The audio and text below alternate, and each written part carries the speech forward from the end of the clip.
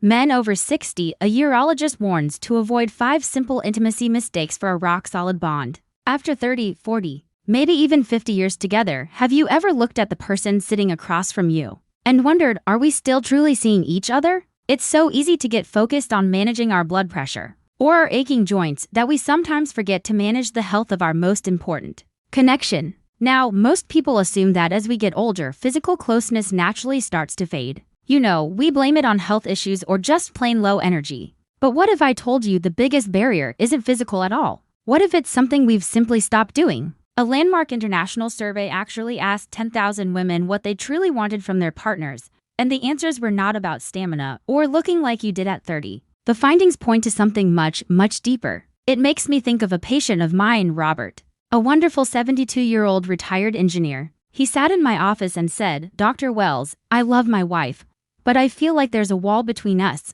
He was convinced the problem was his bad knee, but the real issue was something he hadn't said to her in years. I'm Dr. Audrey Wells, and in this video today, I'm going to break down the 5 things that study revealed, the things women desire most, but are often too shy to ask for. By the end, you'll have a simple, practical roadmap to begin rebuilding that deep connection, starting as soon as tonight. Alright, let's dive into the first of these 5 crucial desires, the foundation upon which everything else is built. We'll start with number 5, emotional safety before physical passion. Now, this may sound a bit abstract, but I assure you, it is the most practical and biological starting point in your entire relationship. And here is the critical mistake that I've seen thousands of well-meaning men make over my 20 years in practice. They think that intimacy starts when the bedroom door closes. They believe it's a physical event that you can just begin. But for a woman, true intimacy starts long before that. It begins in her mind and in her heart, often hours or even days earlier. To ignore this emotional beginning is like trying to read a book by starting on chapter 10.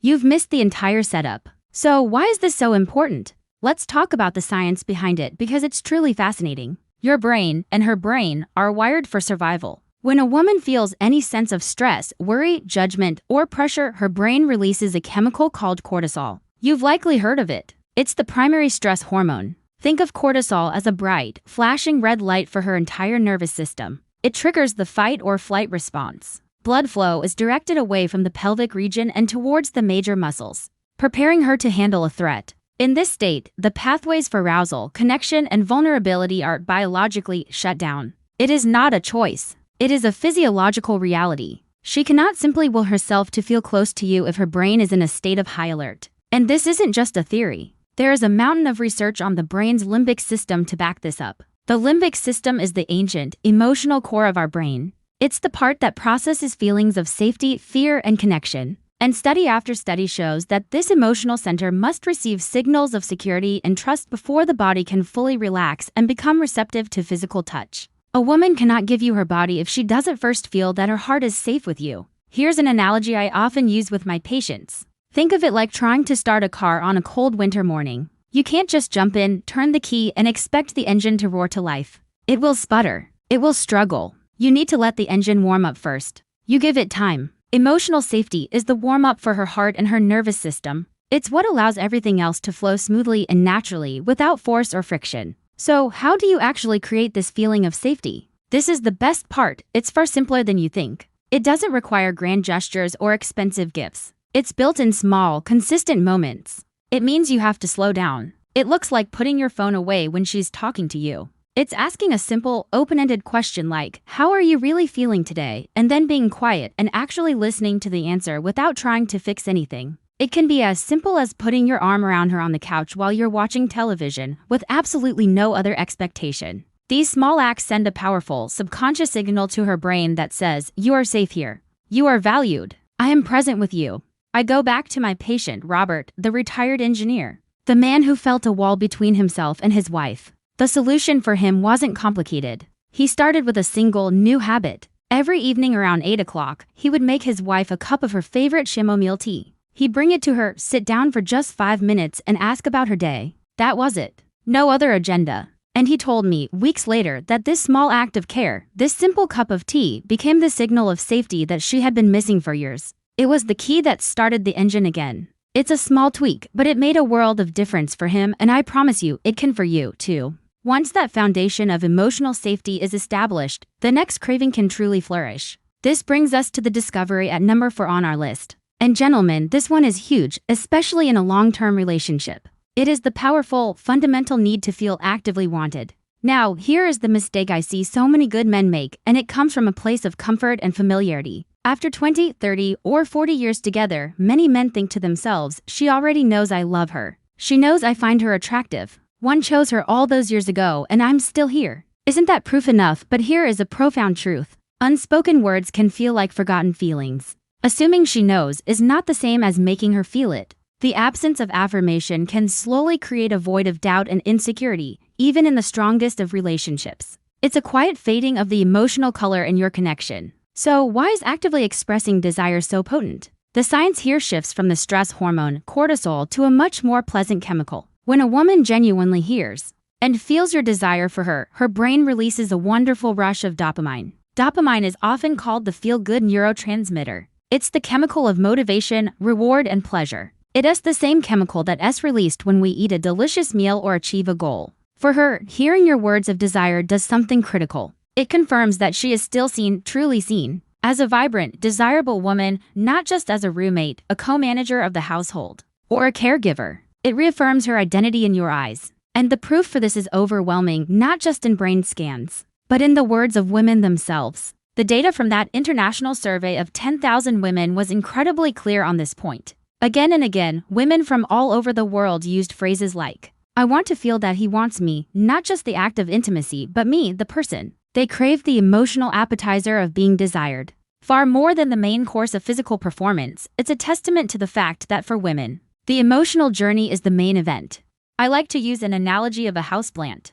Think of your words of affirmation, your expressions of desire, like water for a beautiful plant. You might have planted it in the best soil 40 years ago. You loved it then, and you still love having it in your home. But if you stop watering it today, it will slowly, imperceptibly, start to wilt. It doesn't matter how good the soil was decades ago. It still needs that consistent, daily nourishment to thrive. Your words are that water. So, how do you put this into practice without it feeling awkward or unnatural? The key is to use your voice and to start small. This does not have to be dramatic poetry. It's often most powerful when it's simple and sincere. A sentence as straightforward as, you look lovely tonight, as she gets ready to go out, can change the entire mood of the evening. A simple text or a call during the day to say, I was just thinking about you, can be incredibly powerful. Or, if words feel difficult, try writing them down a short, handwritten note left on the kitchen counter. It costs absolutely nothing, but it communicates everything. It's a tangible piece of evidence that she is on your mind. This works even better when it's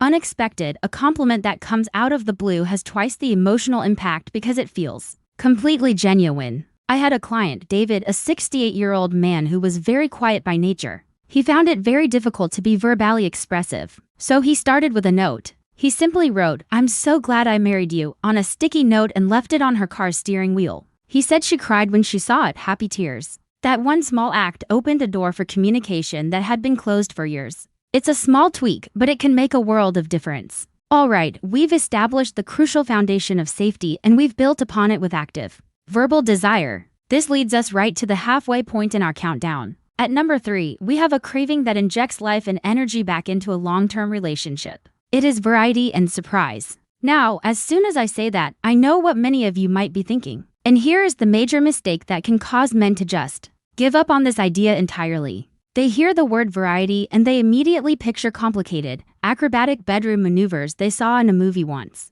They think it means they have to do something wild, something completely out of character that might even risk pulling a muscle. Let me reassure you, that is absolutely not what this is about. This isn't about becoming a different person. It's simply about breaking a routine that has become a little too predictable, a little too stale. So why is breaking that routine so powerful? Once again, it comes down to our brain chemistry. Our brains are hardwired for novelty. From an evolutionary perspective, our ancestors needed to pay close attention to anything new or unexpected in their environment. It could signal danger or opportunity. As a result, when we experience something new and pleasant, the brain gives us a little reward. It triggers that same dopamine system we talked about earlier. An unexpected action, even a very small one, sends a little jolt of excitement through the brain's pleasure centers, making the entire experience feel fresh and thrilling again. It's the brain's way of saying, pay attention. This is good, and the scientific proof for this is very well established. Modern neuroscience, using advanced brain imaging, clearly shows that predictability over time leads to what's called neural adaptation.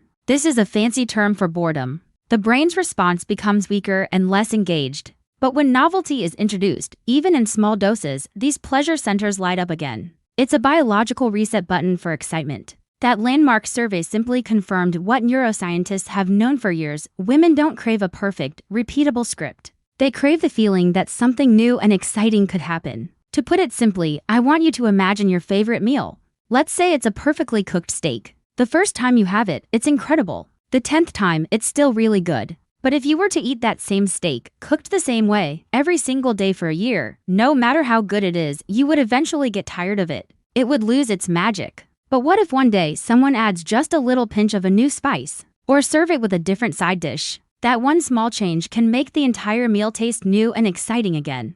That is precisely what surprise does for a relationship. So, how can you do this in a way that feels authentic and comfortable for you? It can be as simple as changing one single element. For instance, holding her hand differently than you usually do. Maybe interlocking your fingers instead of just a simple grasp. It could be giving her a real, lingering kiss when she is expecting a quick peck on the cheek as one of you leaves the house. Or, in a moment of quiet, suggest a slow dance in the living room to one of your old favorite songs. You don't need a grand plan. Just change one thing. I'll share a story about a gentleman I worked with, a 75-year-old named Frank. He felt their evenings had become completely routine. Dinner, television, bed. He decided to try one small thing. He went to the local dollar store and bought a few candles for less than $5. One evening, without saying a word, he just lit them in the bedroom before they came in. His wife was completely taken by surprise. He told me that she looked at him and said it felt like they were dating again. A $5 investment for a priceless feeling.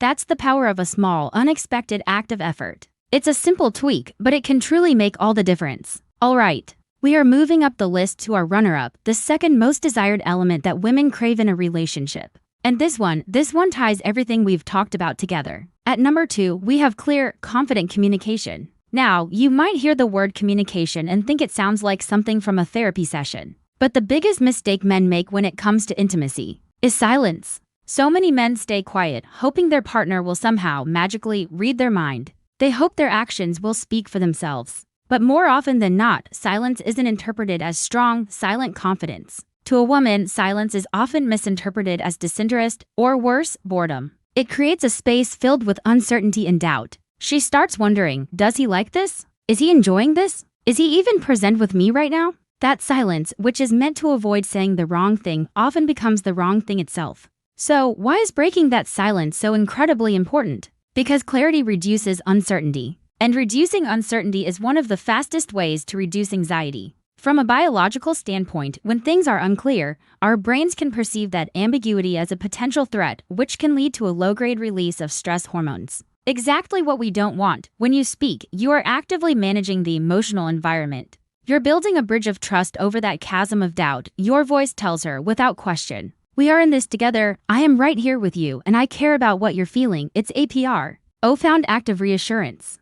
And the scientific evidence on this is ironclad. Decades of communication studies from institutions all over the world consistently show the exact same thing, that explicit verbal and nonverbal feedback is the single greatest predictor of mutual satisfaction in couples of all ages. A landmark review published in the Journal of Sex and Marital Therapy analyzed numerous studies and found that couples who communicated openly about their desires and experiences reported significantly higher levels of satisfaction and emotional closeness than couples who did not. It's not about technique. It's about teamwork. And teamwork requires communication. To make this clear, think of it like navigating a winding country road together in a car at night. Now, imagine trying to do that with the headlights turned off. That's what silence is like. You are both just guessing where the road is going. You're hoping you don't hit a pothole or miss a sharp turn. It's stressful and it's inefficient. Your voice, your words, are the headlights of that car. When you turn them on, you illuminate the path ahead for both of you.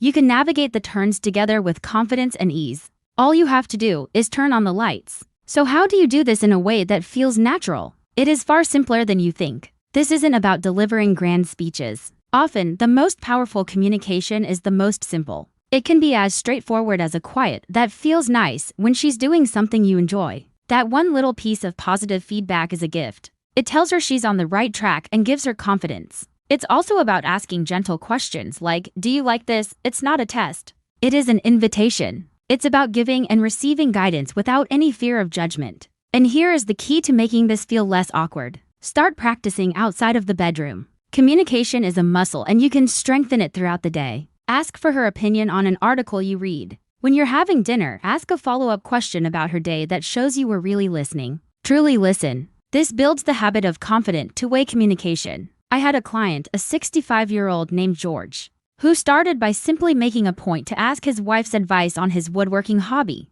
He said that at first, it was just about the hobby. But soon, that ease of communication began to naturally carry over into the more personal parts of their life. He built the muscle in the garage so he could use it in the rest of the house. It's a small change in your daily routine that can lead to a massive improvement in your connection. And now, we have arrived at the number one spot. The single most important thing that women in that 10,000-person study said they crave most from their partner. It's also the one thing that they are often the most hesitant or shy to ask for directly. The number one desire is for aftercare and affection. And gentlemen, please listen closely. The most common and frankly, the most damaging mistake a man can make in his intimate life is thinking that, when the physical act has reached its conclusion, the entire experience is over. For many men, biologically, that is the end point. The mission is accomplished. But for most women, the most important, most memorable, and most emotionally significant part is just beginning. To end the experience at the moment of climax is like a pilot shutting off the engines mid-flight. The sudden stop can be jarring and emotionally isolating for her. So, why are these moments after the main event so critical? The reason is purely biological and it centers on a very powerful hormone called oxytocin. Oxytocin is often called the bonding hormone or the cuddle hormone. After a moment of peak intimacy, a woman's body is literally flooded with it. It's a chemical that creates profound feelings of trust, safety, and emotional bonding. If she is held, touched, and verbally reassured during this time, the oxytocin works its magic, cementing the feeling of closeness and deep, secure love. However, if she is left alone in that moment, if her partner rolls over and goes to sleep, or grabs their phone, that same hormonal surge can flip. Without the reassurance of physical connection, that vulnerable, open state can curdle into feelings of insecurity, sadness, or a sense of being used. It is a critical biological window that can either build the bond or weaken it. And the scientific proof on this is unequivocal. Countless studies on the neurochemistry of oxytocin, many published in leading journals like Nature and Psychoneuroendocrine, confirm its crucial role in human social bonding. Researchers have shown that physical touch and affectionate words following a shared vulnerable experience dramatically amplify the hormone's positive effects. The moments immediately following intimacy are not just an afterthought. They are a neurochemical opportunity to reinforce your bond on the deepest level. To skip this step is to leave the most powerful tool for connection completely unused. Here is the simplest analogy. Think of it like the cool down after a vigorous workout. You wouldn't just sprint as fast as you can and then abruptly stop and walk away. Your heart would be pounding and your muscles would cramp. You know that you need to slow down, walk a little, stretch, and let your body settle. You need to transition back to a state of rest. This aftercare is the emotional cool down. It's the gentle transition that prevents feelings of being disconnected or used and instead lets the warmth of the experience settle into a lasting feeling of closeness. So, what does this actually look like in practice? How do you provide this essential cool down? It is breathtakingly simple. Do not roll over and go to sleep immediately. Do not grab your phone. Instead, hold her. Pull her close. Gently brush the hair back from her face. Whisper something simple and true like, "I loved being with you," or even just, "That was wonderful," and then just be quiet and present for 5 minutes. That's it. 5 minutes of quiet holding and affection. This one habit, this one simple choice to stay present for 5 minutes, can single-handedly transform how she feels about your entire relationship. It's a nonverbal message that is more powerful than 1,000 fancy techniques. It communicates with absolute clarity, "You are more than just a body to me.